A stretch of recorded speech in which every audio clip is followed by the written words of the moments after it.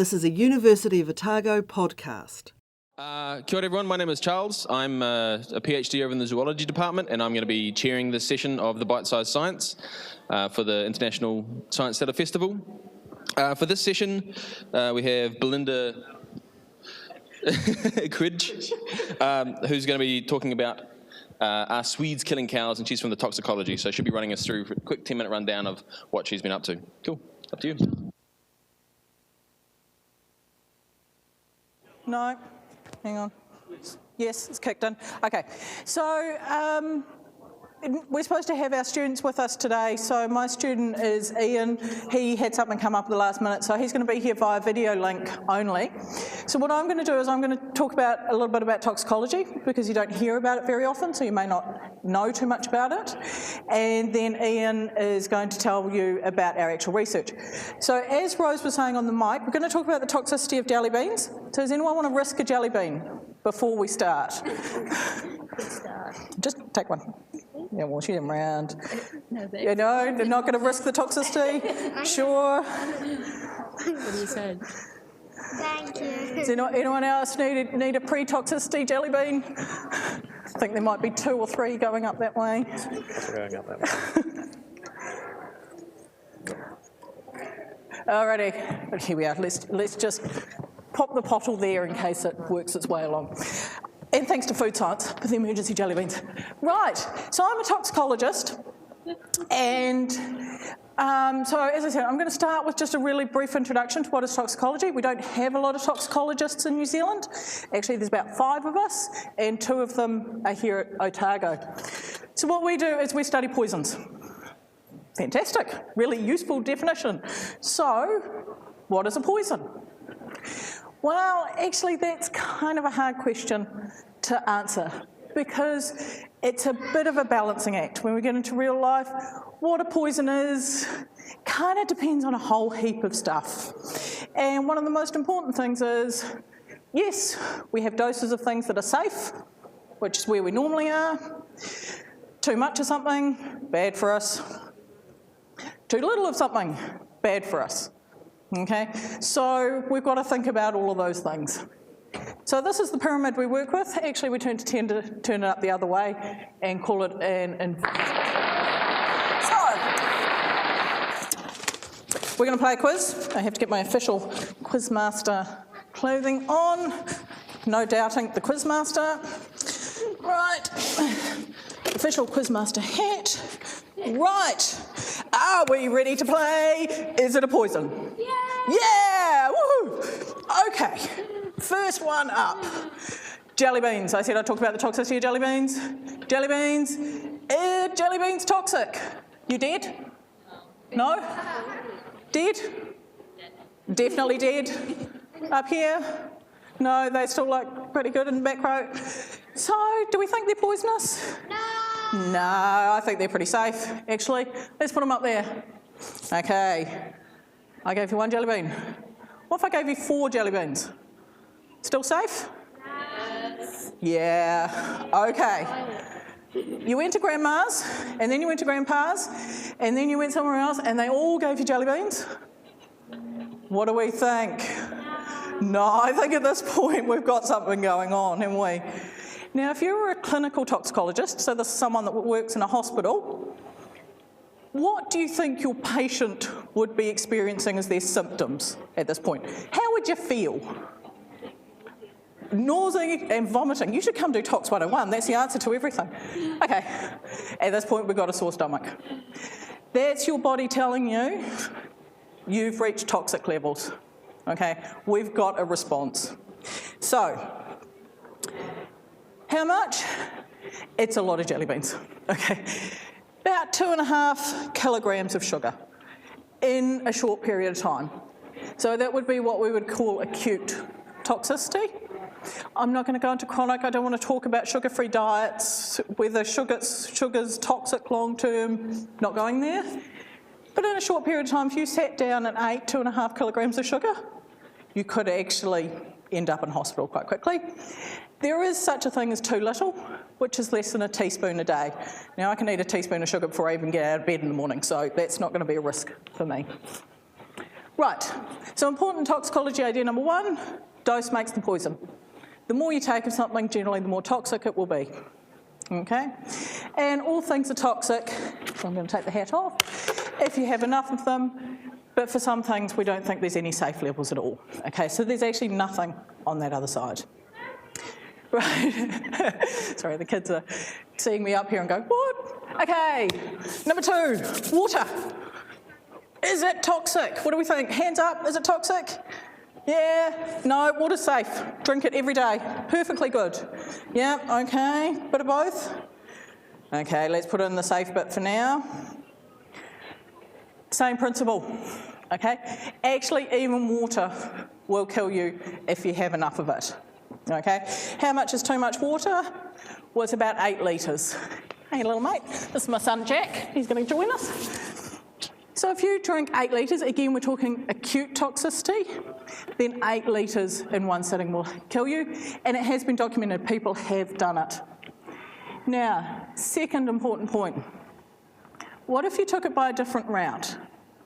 Okay, I don't want to get too flippant here, but toxic depends on how you take it. If you inhale water, then obviously you're drowning and it's very, very serious. Okay, so second really important idea, how you're exposed to the compound is really important. So some things are more toxic if you eat them, some things are more toxic actually if you touch them. So you can have a think about that. And there's a reason that we cook things like beans and potatoes, because that can remove the toxins. Right, okay, let's limit our dose this time. Talk about 1 bar of chocolate. Is it a poison? No, I got to say, I hope not. My God, I live on this stuff. So let's put that into the safe category. Right, let's change our parameters slightly. How about if you're one of those? Is it still safe? No. Woohoo! Bonus points for you. Don't give chocolate to your dogs. Okay, they can't get rid of it. They can't metabolise the compounds in there. And actually just 2 bars of chocolate can kill a small dog. So just be really, really careful, particularly the energy or the dark chocolates. Make sure the dogs are well away from those. So, third really important idea, who you are is important, okay? So dose is important, how you're exposed is important, and who you are is important, okay? So these guys, obviously they're little, they can't handle as much as adults can, but also they have different metabolism. So don't feed chocolate to your dog, but also please don't give paracetamol to your cat. You will kill your cat with paracetamol. Right, bit of a quick plug for the Poison Centre. I'm not affiliated with the Poison Centre, but they're fantastic. Oh, we're going to get both the kids up there. They can't cope. So if you have any questions about poisoning at all, then you can ring the Poison Centre. They're open 24/7. The calls can be anonymous. So if you've got any concerns, just give them a call. Right. You want the funny hat? Just a minute. Okay, so that's what I do. I am a toxicologist. This is kind of my bread and butter. But what I'm actually doing in my research, I am going to leave to Ian. Now, as I said, Ian couldn't be here today, but he has kindly recorded a small video for us. Now, this is quite faint, so we're going to have to listen carefully. So we've tried to adjust the sound. Hi, I'm Ian. I'm Belinda's honours student, and we're investigating in our lab the 400 cow deaths that happened in Southland in 2014. And the theory is that the cows ate the sweet crop from that year, which had an unusually high amount of glucosinolates. Glucosinolates are the compounds that are found in brassica vegetables such as broccoli, kale, and Swedes, which give them their preventative cancer properties. And the specific type of glucosinolate metabolite we're looking at, because the glucosinolates themselves are not the problem, it's what they turn into, like with lots of toxicology, is these nitrile compounds. And the theory is that the nitrile compounds block the transporter in the liver of chlorophyll derivatives. And because cows eat a lot of green stuff, and chlorophyll is what makes things green, that this is bad.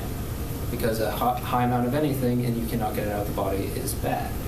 So far in our lab, we've taken these compounds and put them on human liver cells, and then we're going to go on and try it on cow liver cells to see what happens, which is science.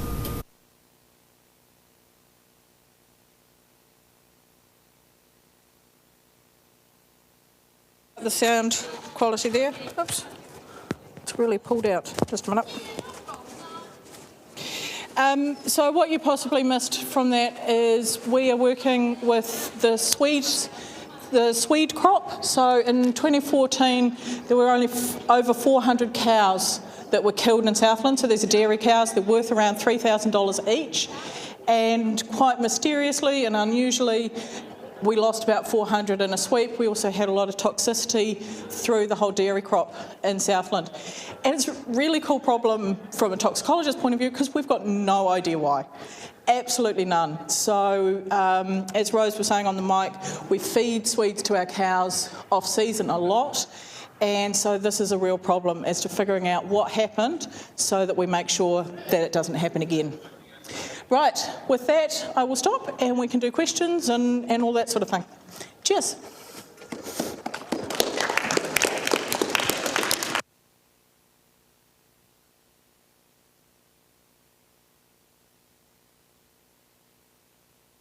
Excellent. Does anyone have any questions about cows and Swedes and toxicology? And jelly beans? Yeah. Jelly beans. We have a question? Is the question, are there more jelly beans? Toxicology. Is that how poisonous is a fire-bellied newt? How poisonous is a fire-bellied newt? Good question. Reasonably, but not horrifically. So, with the fire-bellied newt and a lot of the other ones, the fire-bellied newts come in, I put them sort of 2/3 of the way up the poisonous animals ranking. Up the top of the poisonous animals ranking, I put the poison arrow dart frogs. You know the ones from South America?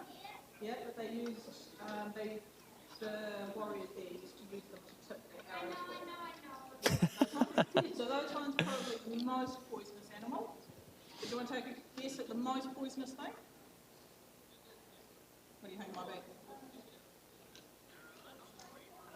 What was it? Box jellyfish. Oh, pretty good. This one's not from an animal as such, it's from a natural source, but not an animal. Anyone? In the utter stupidity of people, we now put it into our faces. Often found in cans. Yes, it is. If you don't seal your can properly. Is the link between cancer and toxins, like domestic toxins, definitely a thing? Depends which toxin. So which toxin? Nothing in particular, but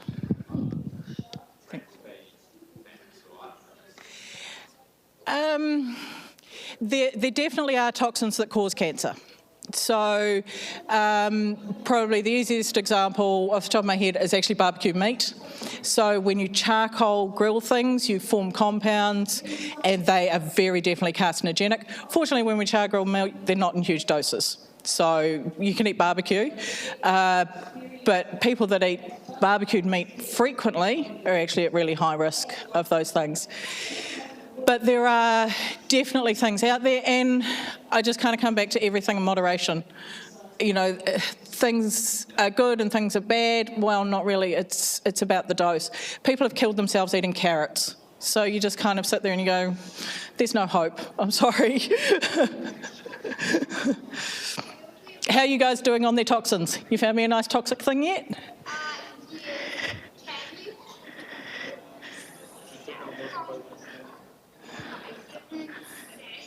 Yes, you can. Now, vitamin C is a lot harder because it is water soluble. Okay, so there are two types of vitamins. There's water-soluble ones that we can drink with water, and there are fat-soluble ones like the vitamin D and the vitamin A. Now, vitamin A, which is why carrots can be quite bad for you, vitamin A is a fat-soluble, so it can accumulate in the body. Vitamin C is water-soluble, so every time you go to the toilet, you basically just excrete everything out. So every time you go to the loo, all of those water-soluble ones tend to just come out of your body.